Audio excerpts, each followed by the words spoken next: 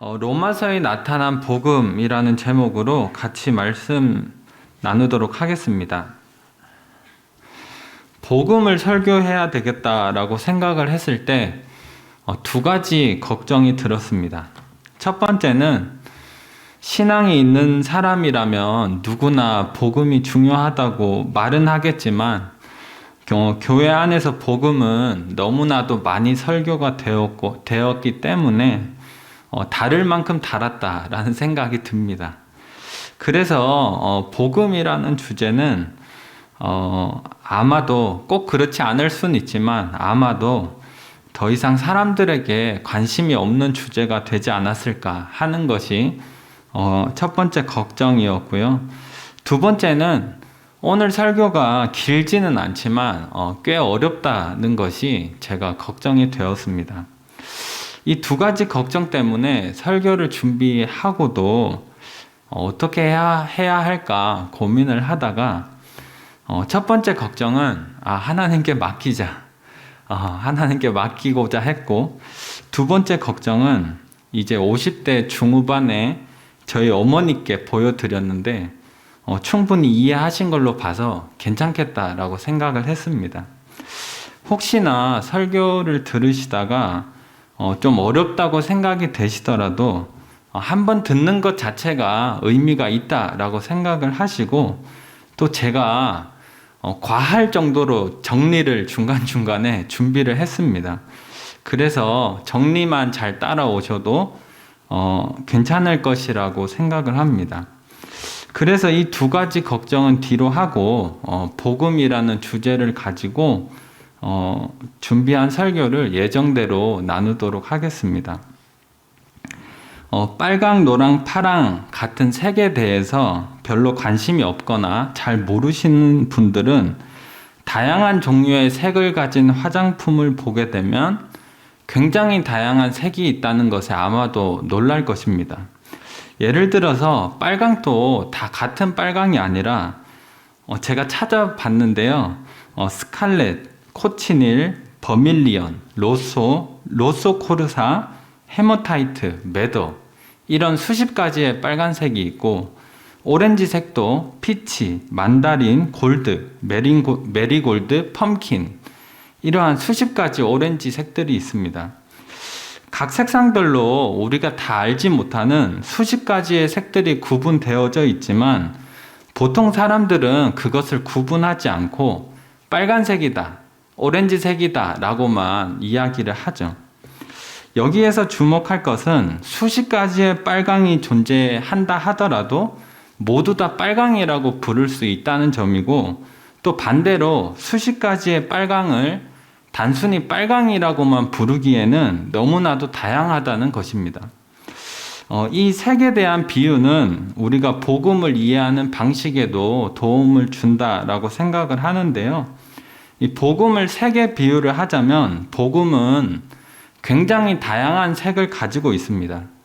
그래서 우리가 이미 많이 들어서 알지만 이것도 복음인 것 같고 저것도 복음인 것 같고 이렇게 많은 목사님들이 이것이 복음입니다, 저것이 복음입니다, 수십 가지의 버전을 얘기해도 그래 다 복음이지 라고 하는 이유는 복음이라는 것 자체가 굉장히 다양한 색을 가지고 있기 때문입니다. 그래서 성경을 봐도 마태, 마가, 누가, 요한을 보면 다 저마다의 복음을 가지고 있고, 사실상은 모든 성경이 각기 저마다의 복음을 가지고 있습니다. 그래서 우리가 단 하나의 복음이라고 부르기에는 너무나 다양한 복음의 다양성이 존재한다라고 말을 할 수가 있고, 동시에 복음이 아무리 다양하다 하더라도 그것들은 단 하나의 복음이라고 말을 할 수가 있다라는 것입니다. 우리는 그동안 복음의 다양한 색을 구분하지 않고 단 하나의 복음을 많이 말해왔다고 생각을 합니다. 그래서 오늘은 단 하나의 복음이 아니라 로마서라는 색이 가진 복음에 대해서 함께 나누고자 합니다. 먼저 로마서 1장 16절을 다시 한번 읽도록 하겠습니다. 시작. 내가 복음을 부끄러워하지 아니하노니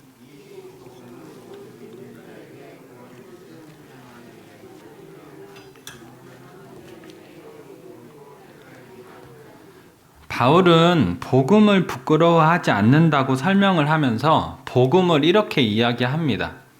모든 믿는 자들에게 구원을 주시는 하나님의 능력이다. 여기에 나오는 이 복음을 잘 이해하기 위해서 네 가지 단어를 함께 살펴보려고 합니다. 첫 번째는 모든 믿는 자들입니다.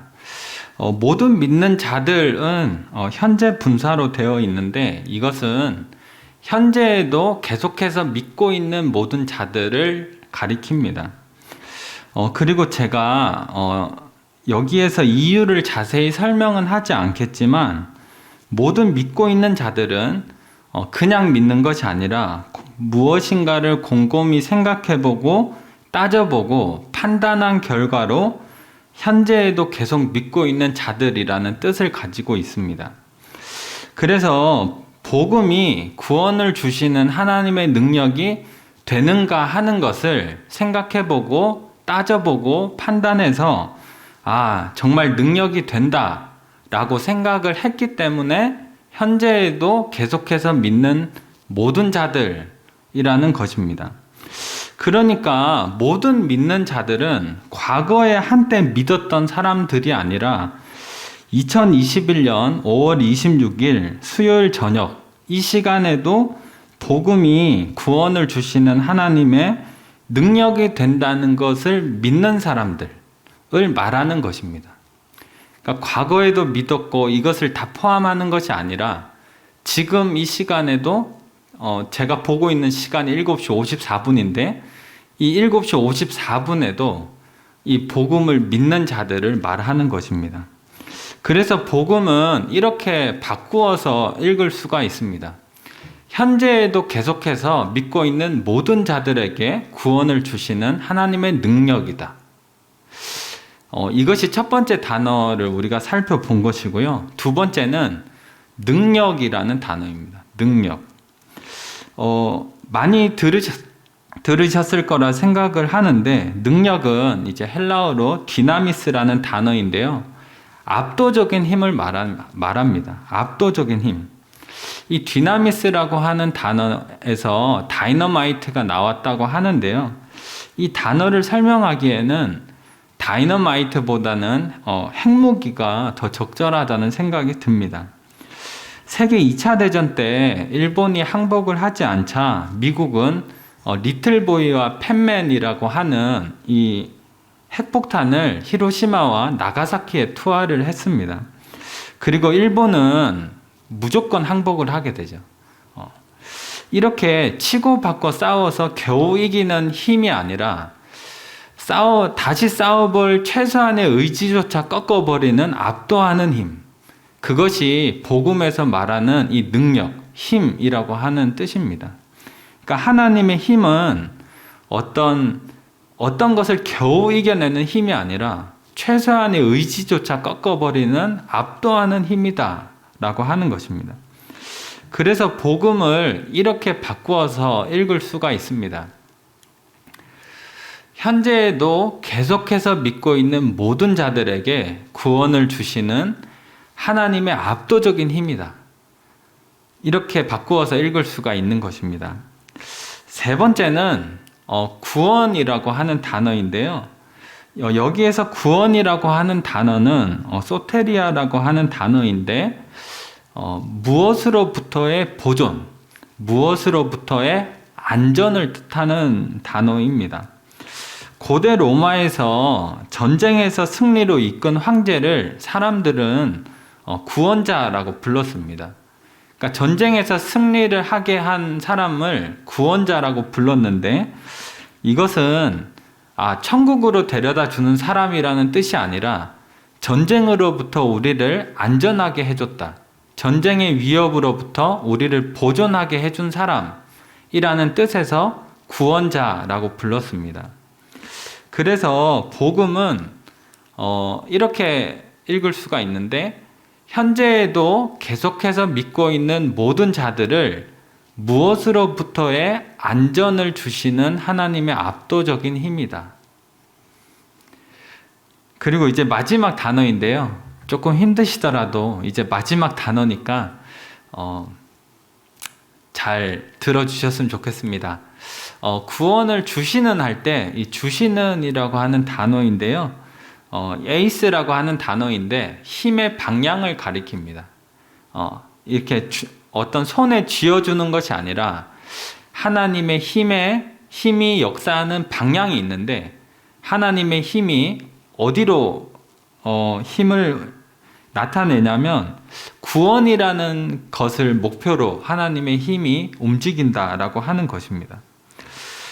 총 4가지 단어를 나누었는데요. 이 단어를 모두 적용을 해서 읽으면 이렇게 됩니다. 현재에도 계속해서 믿고 있는 모든 자들을 무엇으로부터의 안전에 이르게 하는 하나님의 압도적인 힘이다 라고 이해할 수가 있습니다. 여기에서 질문은 이것이죠. 그렇다면 하나님의 복음은 무엇으로부터의 안전에 이르게 하는 것입니까? 라고 물어볼 수가 있을 텐데요. 이것은 로마서 1장 17절 18절을 보면 알 수가 있습니다. 우리 로마서 1장 17절 18절을 함께 읽도록 하겠습니다. 시작. 복음에는 하나님의 의가 나타나서 믿음으로 믿음에 이르게 하나니 기록된 바 오직 의인은 믿음으로 말미암아 살리라 함과 같으니라. 하나님의 진노가 불의로 진리를 막는 사람들의 모든 경건하지 않음과 이 18절 끝에 제가 노란색으로 표시를 했는데 하나님의 진노가 하늘로부터 경건하지 않음과 불의에 대하여 하늘로부터 나타난다고 합니다. 이 나타난다라고 하는 단어는 감추어진 것이 나타난다라고 하는 것인데 하나님이 특별히 역사하실 때 쓰는 단어인데요. 그래서 하나님의 진노가 하늘로부터 나타난다라고 하는 것은 하나님의 심판이 이 세계 전체에 내려지고 있다라고 하는 것입니다. 그래서 최종적으로 우리가 복음을 정리를 해보자면 현재에도 계속해서 믿고 있는 모든 자들을 하나님의 진노로부터 안전에 이르게 하는 하나님의 압도적인 힘이다라는 것입니다. 그러니까 이 세계에 하나님의 진노가 내려지고 있고 그렇지만 복음을 믿는 자들에게는 그 진노로부터 안전에 이르게 하는 하나님의 힘이 있다라고 하는 것이죠. 이것이 로마서 1장 16절, 17절, 16절에서 이야기를 하는 복음의 정의라고 할 수가 있겠습니다. 여기에서 한 가지 이제 언급을 할 것은 하나님의 최종 심판이 하늘로부터 나타난다라고 하는 것은 하나님의 심판이 모두 완성되었다라고 하는 뜻은 아닙니다. 시작되고 진행되고 있다는 뜻이지 그것이 완성이 됐다라는 것은 아닌데요. 이렇게 제가 설명을 한번 해보겠습니다. 하나님의 심판이 이루어지고 완성되었다라는 것은 핵폭탄이 떨어져서 사람들이 모두 죽는 것을 이야기를 합니다. 핵폭탄이 떨어져서 사람들이 모두 죽는 것. 그래서 하나님의 심판이 완성되는 것을 말할 수가 있을 텐데 하나님의 심판이 시작되었다. 하나님의 심판이 진행 중이다 라는 것은 이 핵폭탄을 비행기에 싣고 그것이 날아오고 있는 중이다 라고 말을 할 수가 있는 것입니다. 그래서 완성이 되었다라는 것과 시작되었다, 진행되고 있다라는 것은 그렇게 차이가 있는 것이죠. 그래서 우리가 흔히 주변을 둘러보면 하나님의 심판이 나타났다 하는데 별일이 없는 것 같지만 그 핵폭탄이 비행기에 실려서 날아오고 있는 중이다라는 것이지 나타났다라는 것이 하나님을 믿지 않는 모든 사람들이 지금 당장 죽는다 그런 뜻은 아니라고 하는 것이죠. 하나님의 진노가 완성이 되면 그 모습은 어떠하냐면 우리가 알다시피 죽음이고 하나님의 심판이 진행되는 동안에 그렇다면 하나님의 심판은 어떻게 나타나느냐? 그 하나님은 아무것도 완성이 될 때까지는 아무것도 하시지 않느냐라고 물어보면 로마서는 이렇게 대답을 하는데 하나님께서 내버려 두고 있다. 사람들을 내버려 두고 계신다라고 합니다. 왜냐하면 폭탄이 떨어져서 그것이 폭발하면 그대로 죽음을 맞이하기 때문에 내버려 두는 중이다 라고 이야기를 하고 로마서 1장에서 24절, 26절, 28절 이 3번 동안이나 하나님이 내버려 두신다, 내버려 두셨다라는 표현을 씁니다. 여기에서 누군가는 이렇게 질문을 할 수도 있습니다. 폭탄이 떨어져서 사람들이 죽게 생겼는데 하나님이라면 좀 이렇게 살려주시거나 구원을 하셔야 되는 것 아니냐, 왜 내버려 두셔서 다 죽게 만드느냐라고 물어볼 수도 있지 않겠습니까? 그래서 로마서는 2가지 대답을 우리에게 줍니다. 첫 번째는 19절, 20절인데요. 하나님을 알만한 것이 사람들 속에 분명히 있다라는 것입니다. 다시 말해서 폭탄이 폭발하면 죽고 폭탄이 비행기에 실려서 출발했고 나에게 떨어질 것을 분명히 알고 있다라고 하는 것이죠. 로마서 1장 32절은 이렇게까지 이야기를 하는데 제가 한번 읽도록 하겠습니다. 그들이 이 같은 일을 행하는 자는 사형에 해당한다고 하나님께서 정하심을 알고도 자기들만 행할 뿐 아니라 또한 그런 일을 행하는 자들을 옳다 하느니라.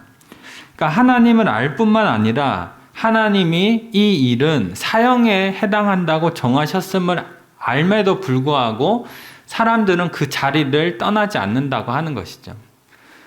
그래서 로마서 1장이 말하는 것은 몰라서 막 제멋대로 사는 게 아니라 하나님이 이것을 사형에 정하셨음을 우리는 잘 알고 있지만 나는 내 행동을 돌이키지 않습니다. 그렇게 얘기를 하는 것입니다.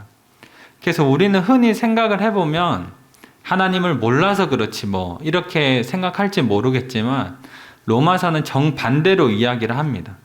이것이 벌을 받는다는 것, 사형에 처한다는 것을 알면서도 그것을 돌리지 않는다라고 이야기를 합니다.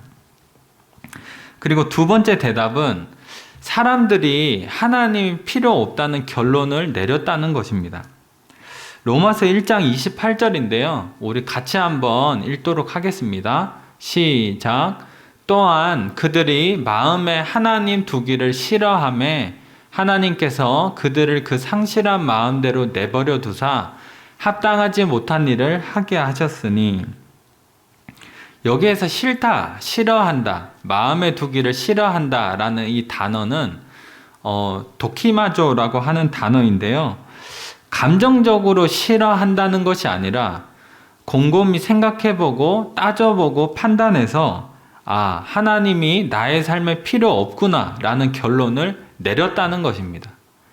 단순히 감정적으로 하나님이 싫다는 게 아니라 정말 하나님이 내 삶에 필요하고 복음이 지금 나의 삶에 구원을 가져다 주는 것인지 곰곰이 생각을 해보고 정말 신중하게 따져봐서 결국에는 하나님은 필요 없다 라는 결론을 내렸기 때문에 하나님이 그 마음대로 내버려 두신다는 것입니다. 그래서 하나님이 내버려 두시는 것은 사람들을 죽이시려고 내버려 두시는 게 아니라 하나님을 원하지 않는 사람의 자율성을 굉장히 인정해 주시고 하나님의 통제성을 그 사람에게까지 두지 않는다라고 하는 것이죠. 그래서 이 2가지 대답을 종합해 보면 하나님께서는 이 폭탄을 실은 비행기가 비행을 하고 있고 그것이 떨어져서 폭발하면 모두가 죽는다는 걸 알고 있음에도 마음대로 살고 싶다고 완강하게 버티고 저항하는 사람의 자율성을 굉장히 인정해 주셔서 강제하지 않으신다는 것입니다. 그래서 이것은 사람이 최종 심판을 받게 되는 것은 하나님이 잔인해서가 아니라 자신의 선택을 굉장히 존중받은 것입니다. 그래서 팀 켈러 목사님은 이렇게 이야기를 했습니다. 최종 심판으로서의 지옥은 인간의 자유에 대한 가장 커다란 기념비다. 하나님이 인간을 얼마나 자율성을 인정해 주시냐면 지옥으로 가는 것도, 지옥으로 하는 선택도 되돌리지 않으신다라고 하는 것이죠. C.S. 루이스는 이렇게 이야기를 했습니다. 최종 심판으로서의 지옥의 문은 밖에서 잠그는 것이 아니라 안에서 잠기게 되어 있다라고 하는 것이죠. 그러니까 막 떠밀어 넣어서 못 나오도록 하는 것이 아니라 스스로 들어가서 그 문을 잠궈버린다라고 하는 것입니다. 이제 처음으로 돌아가서 복음을 정리를 하도록 하겠습니다. 복음은 하나님의 압도적인 힘입니다. 우리가 흔히 예수님의 그 귀한 보혈로 우리를 씻겨주셨다, 죄를 씻겨주셨다 이런 표현을 많이 쓰지만 그것은 베드로 전후서에서 그리는 복음이고 바울은 힘이라고 설명을 합니다. 하나님의 힘이다. 그것이 어떤 힘이냐면 현재에도 계속해서 믿고 있는 모든 자들을 무엇으로부터의 안전에 이르게 하는 하나님의 힘이다. 무엇으로부터 안전에 이르게 하냐면 하늘로부터 내려지는 하나님의 진노로부터 우리를 지키게 하는 하나님의 힘이라는 것입니다. 이것을 제가 표로 한번 정리를 했는데 여기까지 나누고 결론을 맺도록 하겠습니다. 제가 굉장히 정리를 많이 했죠. 그래서 제가 생각할 때는 조금 어렵지 않을까 생각해서 그래도 정리를 많이 해드리면 조금 더 수월하게 이해하실 수가 있지 않을까 생각해서 정리를 많이 했습니다. 로마서 1장 16절부터 18절을 표로 정리하면 이렇게 할 수가 있습니다. 이 세상에는 모든 경건하지 않음과 불의에 대해서, 그러니까 사람들이 생각해보고 하나님이 필요 없구나 라는 결론을 내린 것에 대해서 하나님이 이 세계 전체에 하나님의 진노가 나타나고 있다라는 것입니다. 그러니까 사도 바울이 볼 때 이 세상은 어떤 최신 기기가 나오고 그런 세상이 아니라 하나님의 진노가 나타나고 있는 세상으로 보였다는 것입니다. 그런데 하늘이 아니라 복음에는 하나님의 의가 나타나서 이 부분은 오늘 다루진 않았지만 하나님의 의가 나타나서 모든 믿는 자들, 하나님이 필요하다고 계속해서 내 삶에서 결론을 내리는 사람들은 하나님의 진노로부터 안전, 보존에 이르게 하는 하나님의 힘이라고 하는 것입니다. 이것이 로마서 1장 16절에서 18절을 읽어내는 좋은 방법입니다. 이제 결론을 맺도록 하겠습니다.